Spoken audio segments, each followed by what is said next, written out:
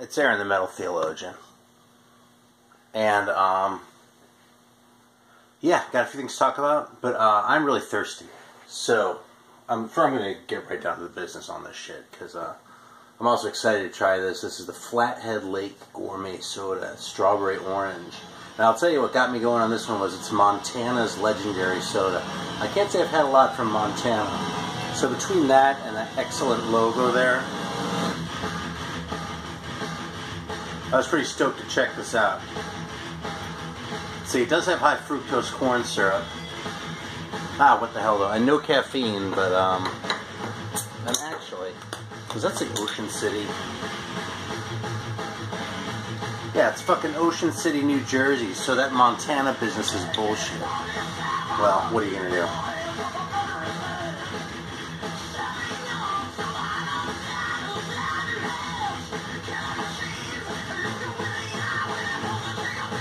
This is awesome, man. Like, if you like strawberry soda and you like orange soda, this is like those mixed together, man. Fucking pure deliciousness.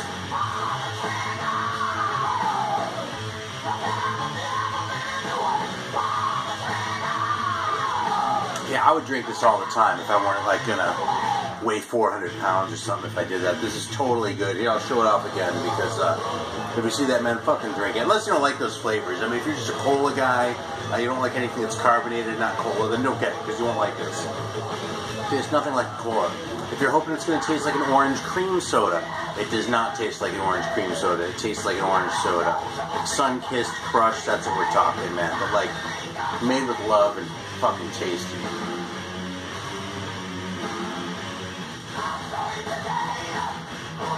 Alright, so I've been on kind of a funny kick. I've been kind of obsessed with Jesus metal. And, you know, my attitude towards it has been that I ignored so much of it during the 80s that, like, there's this whole sort of, like,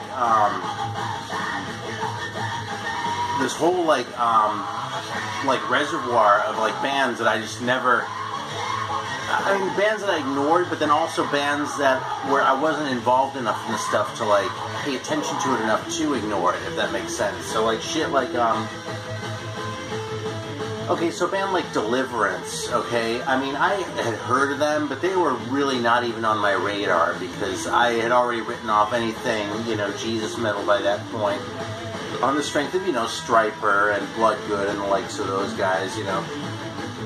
I suppose really more like Stryper and like Petra, who I still don't like.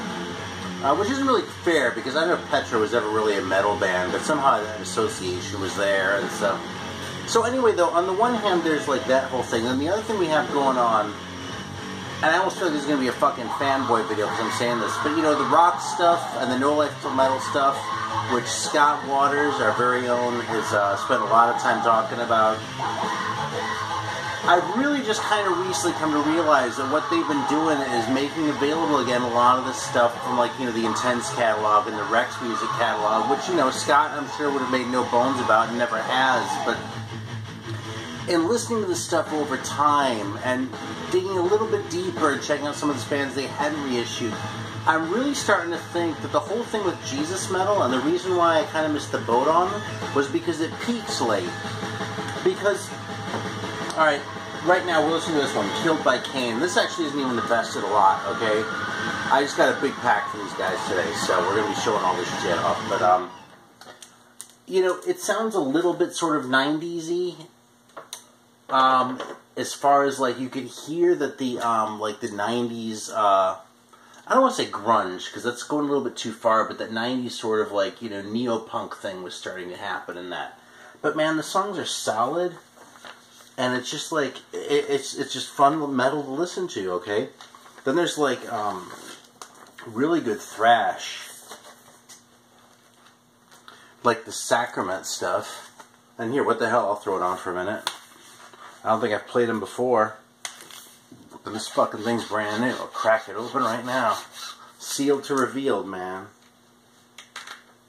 Who came up with that anyway? I think it was some of Captain Howdy, who I heard say that for the first time anyway. So here we go. Let's check this out.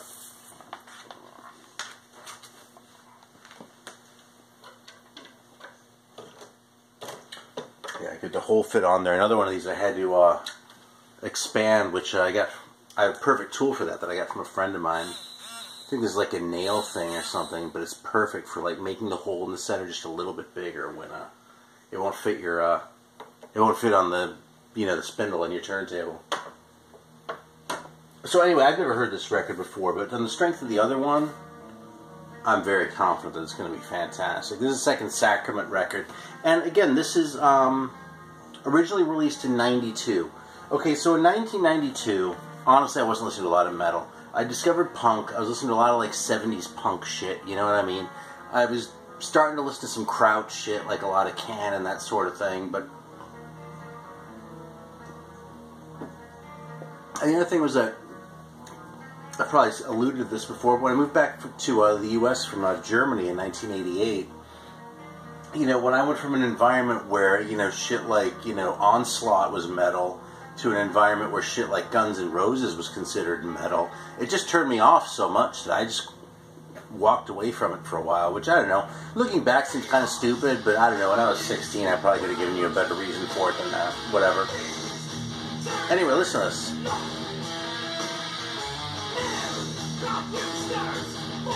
This is fucking great. And there's all this shit from like that sort of period, like between like 88, 89, and like 92, 93, 94. I hate to say it, some of it wasn't even ever on record until these guys put it out. But like I don't think these Haven records ever came out. There's the first one. And like I said, it's like in the 80s you had your Stryper, you had Bloodgood, who, I know two of their records, one's terrible, the other's great, but so 50-50 hit rate, right? Bride was really good, but then you also have, you have shit like Rosanna's Raiders and like, Messiah Prophet was okay. Saint was good too, a little bit hit and miss, but, a lot of stuff that was just kind of consistently second rate. And my favorite ones tended to be really obscure ones like Messiah or Emerald, and the ones that gotten more sort of attention just tended to either be mediocre or just outright suck. I mean, I never liked Stryper. I still don't like Stryper. They're good for a couple laughs. I own a couple Strypers, but I don't like Stryper, okay? So it's like the whole Jesus thing just like peaked after I stopped paying attention, and all these great records came out that I just had no idea about. So this Haven one, right? This is the second one. I just saw the first one all the way through before. It's like, it's not as thrashy as this. It's a lot more sort of a middle-of-the-road metal, kind of fast, and it has sort of like, really kind of Bruce Dickinson style of vocalist, except in a more sort of consistently high tessitura, you know what I mean? He doesn't have like the vocal like variety that you hear in Dickinson, so not quite as good as that, but I'm also comparing him to like the very top, and I wouldn't even bother doing that with a band like Stryper, So yeah, I've been all hung up on this shit. So there's there are a few Jesus records right now. And this is most of the stuff you can still get. Okay, there's shit that I've just shown. The Havens, Sacrament, the other Sacrament too, which I haven't pulled out. What else do I have over here? This one I know you can still get. This Recon record, which is another really cool thrash record. And again, I don't even know what year this is. I want to say 92, but I don't fucking know. I could open it up and look, but someone will probably say it in the comments faster than I'll get to it, so yeah, like there's a ton of this great stuff, and look how corny that guy looks too, man. It's like they weren't dressed any better. But if you watch any of my videos, you know that that's a plus when someone looks like that, as far as I'm concerned. Yeah. So, yeah, Sacred Warrior too. I think this was an Intense band as opposed to a Rex band, but I don't know. And there you go, 89. Great record, man. A little bit more sort of straight ahead metal again, but just really cool, man. Really fun to listen to. Of course, Deliverance too. I've been talking about the other Deliverance lately, the Evil Deliverance. Well, here's the Friendly Deliverance. We're still pretty badass when it comes to playing, though. And yeah, it's a great record, man. This is awesome. The second one's over there, too. Weapons of Our Warfare. Solid thrash shit, man. So it's really been kind of a big revelation for me to, like get it, like, a revelation, like, in Jesus Metal. No, seriously, it's been, like, a big, like, not so much a surprise, because I sort of had a sense that this stuff was out there, but I don't know, man, the pieces just fell into place for me. I've been listening to a lot of this stuff for a while, and enjoying it a lot, too, you know? But all of a sudden, just like in the last couple weeks, it all kind of went, like, I don't know, it just all makes sense somehow, so instead of it being sort of like these one-offs, I'm like, what's up with this fucking record from 92 that I really dig as much as this other one from 87, but where, you know, I read something recently where someone said if you're like looking at, if you're looking at Blind by Metal records, one of the things to look at is whether the record came out within 5 years or so of 1984. Like, because 84 was sort of like the peak, and like 5 years either way, you're pretty much doing okay, but the further away you get from there, the more sort of dodgy it is. And this blows that rule apart, this stuff, because, you know, because like I said, it just peaked late.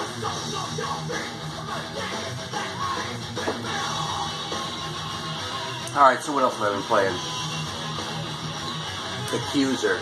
I love Accuser. This is the reissue on No Remorse.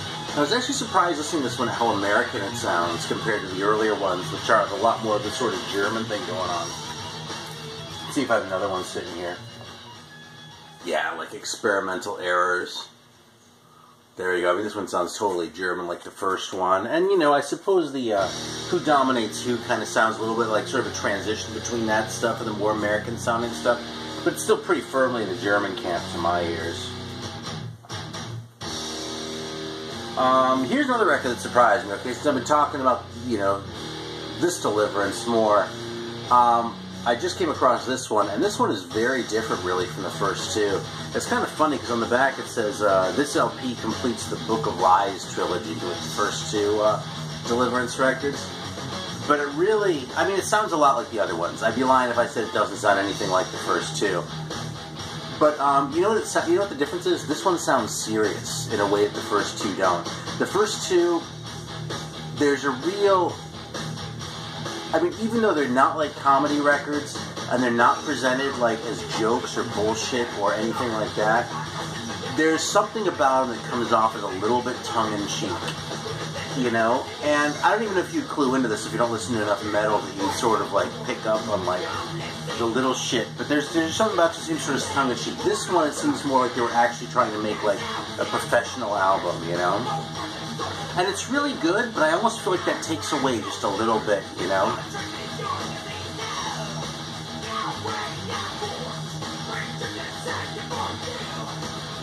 Yeah.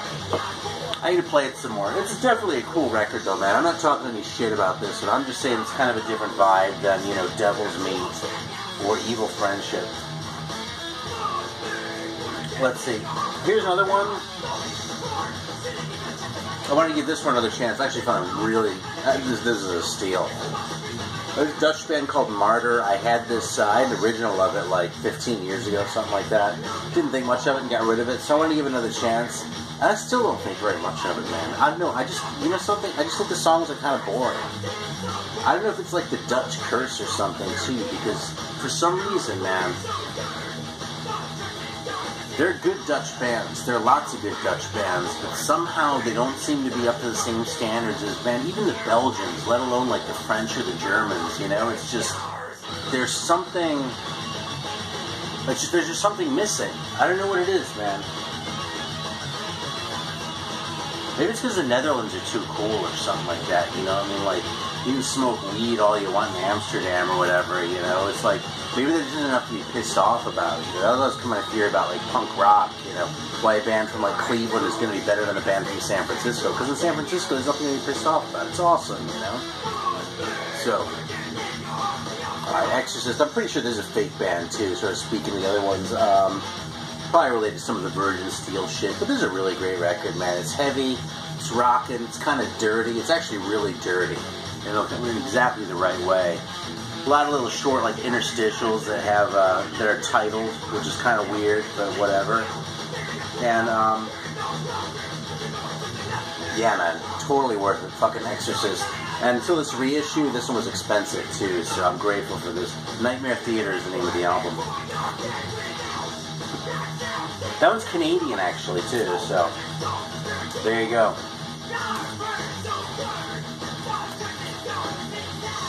Alright, here's another one. This band is called Trial, and the record is Scream for Mercy. And I kind of turned onto this one because of Hype in the Colosseum. But, yeah, it's funny. There's like a Belgian fan club and a Dutch fan club for these guys. But I'm pretty sure the band was Belgian. I'm just going to go ahead and throw this one on for a minute, though, because this is one that you're probably a little less likely to come across. But yeah, man, this Sacrament band, I mean, they just keep growing on me, you know. I mean, I liked them the first time I heard them, right? But they just seem to get better and better. So, yeah, fucking totally grateful to Bill and Scott for putting this stuff out and making it available. Because the originals of these records are not easy to find, and when you do find them, they're not cheap. And some of the shit, like I said, never even came out on record. You know, which means I would never come across it because I just don't buy CDs, you know. It probably sounds really pretentious, but I just don't enjoy CDs. So, you know, if it's not on CD, I just don't have it. If it's not on record, I just don't have it. Alright, here we go. Victims of This Earth. I think there's kind of a long intro on this. I might bump past it. That might be full of shit, too.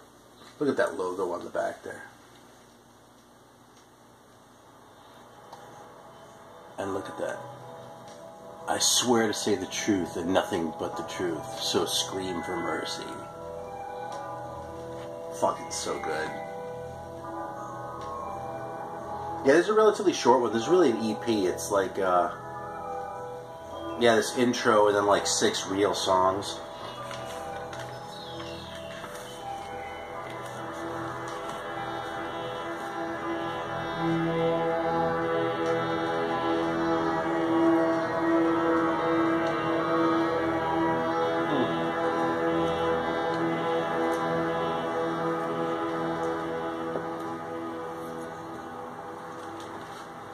It's a Swedish one, Metal Mercy, The Unborn Child. That's a 4-tracker. And this one is just straight ahead, fantastic metal. The songs are awesome, just really listenable, and really, I don't know if charismatic is the right word, but there's something about this that just draws you in. I find this record really hard to not love. I mean, and I do love it, you know, and I'm not ashamed of it. But it's just really likable. It's just really easy to fall in love with that record. So, very high recommendation on that one. Let's see what else I've got here. I mean, there's other stuff, but I don't know if there's shit I can talk about all that intelligently. Alright, man, so speaking of shit where I was behind the curve, by the way, I just got this record. I'll bet I'm the last person in the fucking VC. It's funny, I'm looking at my Band-Aid.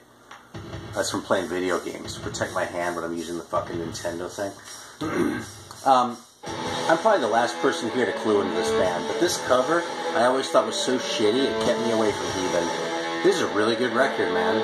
It's not incredible. It's not the greatest thing of all time, okay? If it's choice between this and, you know, The Legacy by Testament, I'm going to take the Testament.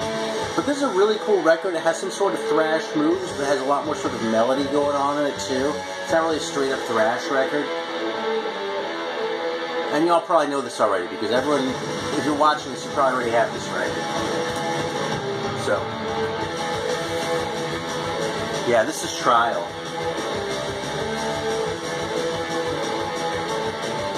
It's so good.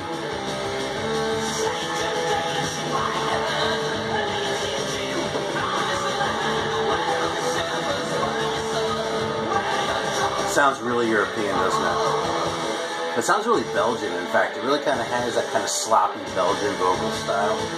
I don't know what it is, man, but There's just something about that that's hard for me not to love. Man, the color scheme is one thing. I don't know if it's doing that in the video or not.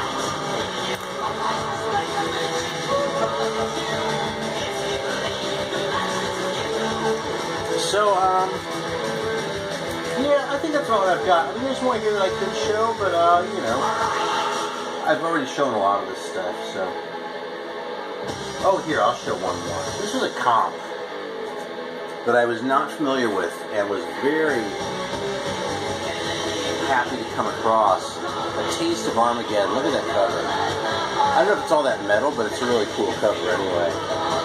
But this is a bunch of bands, like nobody bands from the UK. And the best thing about this isn't just that it's really good, but that it's really good and this record is like, God damn it, I thought it said on the back here. It's like 88 or 89 or something like that, though. This is a late comp. And given that I thought that, you know, UK metal was pretty much completely gone by then, the fact that they could put together a comp with, you know, 10 bands and make a really awesome record was kind of encouraging. I mean, there's a bunch more shit there for me to discover. So, on that optimistic note, I think I'm going to sign off. So, thanks for watching.